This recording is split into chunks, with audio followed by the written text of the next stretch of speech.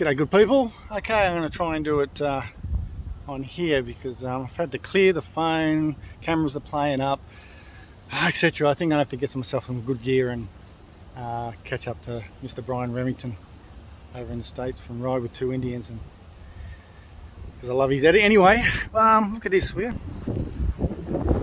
Oh, beautiful Kings Park.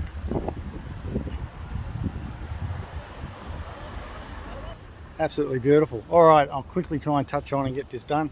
For what it's worth, and who cares. But just to clear my own chest. So with the two shops, we've got Kenwick and we've got Mandurah. And we do have a North of the River shop coming in the new year, which is part of the Kenwick one. Mandurah is going to be opening up their own Indian only shop, I believe. I think it's Indian only, but it'll be motorbike shop instead with the car dealership part. So I don't have any problems with either shops. Shane's looked after me immensely when the Kennington shop shut down. With a lot of goodwill stuff, servicing, etc. I stopped going there only because they didn't have a mechanic for a while. The distance, it's about an hour or so. The new shops are Indian only, and Mark Fox is brilliant. They've been fantastic, with Ray coming on board with service and warranty part manager guy. So I recommend both of them. Both of them are doing well, selling bikes, and I think they're going to do extremely well, and the competition is good for us consumers. Would you not agree? Don't argue with me.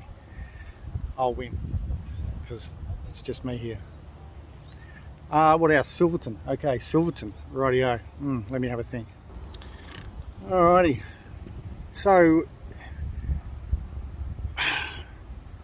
Silverton, right. Chris Keeble, unbelievable.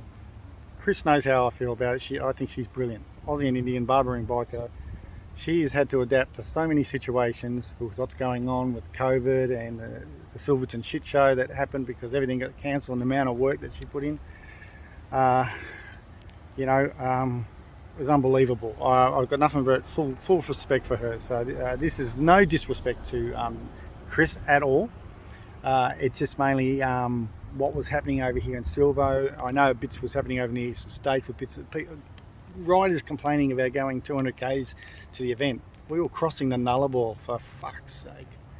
But anyway, we were dealing with our own issues over here. A few people here saw dollar signs to make money out of people and riders, and when they didn't see that forthcoming and etc., then they spit the dummy like a big baby. Well, fuck them. I got rid of most of them. I could not get rid of these people quick enough. Off my Facebook, out of my life. Fuck off. I'd had enough of the pricks and the bullshit and fucking whinging. Oh, Jesus. It's worse than a bunch of schoolgirls. So anyway, it's pretty can you understand how I feel? So it's been absolutely brilliant. I've turned into more of a solo rider anyway, with just close friends that we ride with. So yeah, Silvo was a big relief for me when it got cancelled. Disappointing, yes, but big relief. As I thought, but if I can wipe all these people off my Facebook, get rid of them. Yeah, so that's pretty much the bottom line, and people not realising the distance from here. Going to be riding on scouts and stopping every 200 k's and fueling, etc. Hadn't done long distance riding. They'd ridden to Mandurah, for God's sake. And they just don't realise long distance riding is a whole different ball game than riding around town and going to work, etc. It's just hundreds and hundreds of kilometres of trying to keep your mind stimulated and obviously be active on keeping alive on the motorbike, because obvious foreseen problems that can happen on a bike.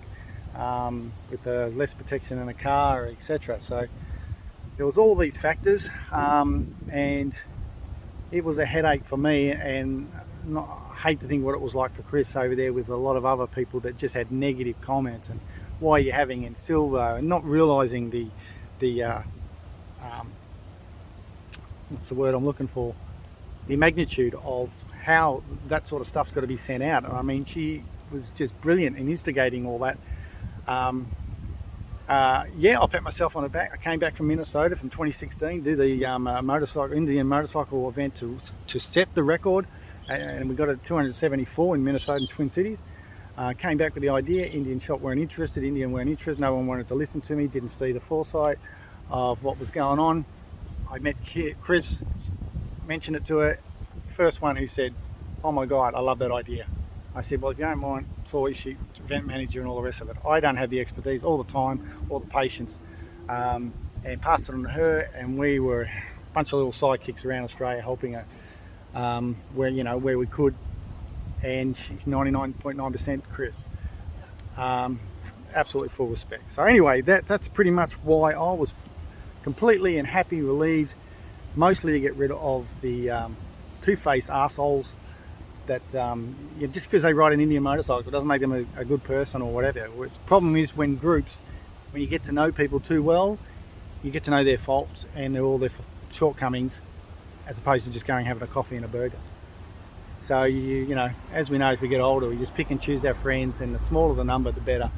Less hassles, less headaches, and you can move forward. So yeah, that's where it's at. So anyway, my wife Jackie is off to IT, and I'm just riding around, and the rain is just holding off. So it should be all right. Pick her up in a couple of hours.